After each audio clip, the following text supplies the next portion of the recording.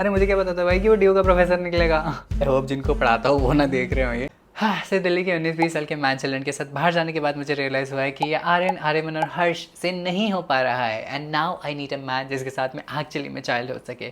Factually तो ये possible नहीं है, बट एटलीस्ट हम ले सकते हैं चाइल्ड।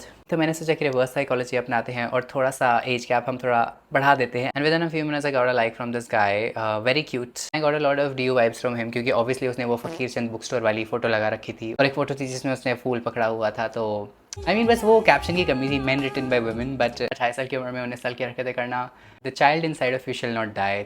यहाँ पे आता है वो ट्विस्ट जिसने इस लड़के को बहुत ही ज़्यादा यूनिक बना दिया, क्योंकि ही टेल्स मी कि वो डीयू में पढ़ता नहीं, पढ़ाता है। Another thing on my checklist. ये सुनते ही मेरा chill level was like ultra pro max, and he teaches philosophy, so that explains the creative prompts. इसे fetishize या controversial तुम तो मत ही बनाना। At least वो मेरे टाइम पे पढ़ाता नहीं था, और मैंने थोड़े बोला था भाई कि 28 साल की उम्र में वहीं पढ़ाने लग जाना, तू पढ़ता था।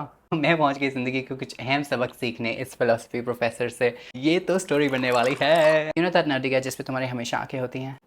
That. आते ही उसने अपने पॉइंट्स बनाने शुरू कर दिया। नहीं सेट किया, what you smell very sexy, and I was like तुम मुंबई आ रहे हो। तो ऑकवर्डनेस को हटाने के लिए भैया ने बात करने की कोशिश करी, एंड तब करी उसने सबसे दुष्ट हरकत, क्योंकि उसने मुझे पूछ लिया आई यू इनटू फिलोसफी। तुम्हारे भाई को तो मौका ही चाहिए था इंटरेस्ट डेवलप कराने के लिए। मैंने फुल टशन दिखाने के लिए कि नहीं हाँ भाई, मैंने बोला कि yes I am into philosophy, मेरे को तो बहुत पसंद है।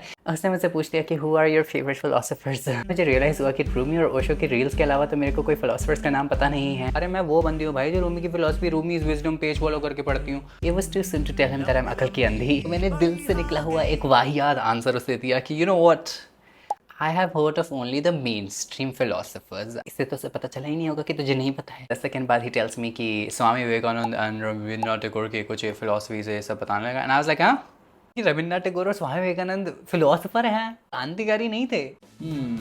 थोड़े से बुद्धू आप हो सकते हो, हर चीज़ का ज्ञान होना आपको ज़रूरी नहीं है। It was 8 PM on a Friday night. My brain cells were not allowing me to actually engulf all that. अब मेरा इंटरेस्ट आधा वहीं लूज हो गया, क्योंकि now that guy has outsmarted me.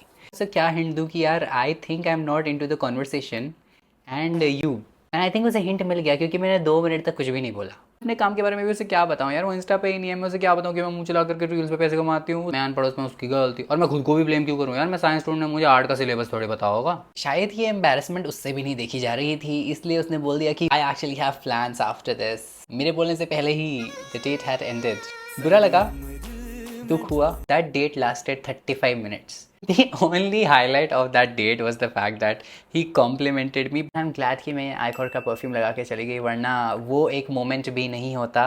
At least उसने इस मार्केट में सबसे सेक्सी स्मेल को एडमायर तो किया। Well, at the end, everything that happens, the force, the reason.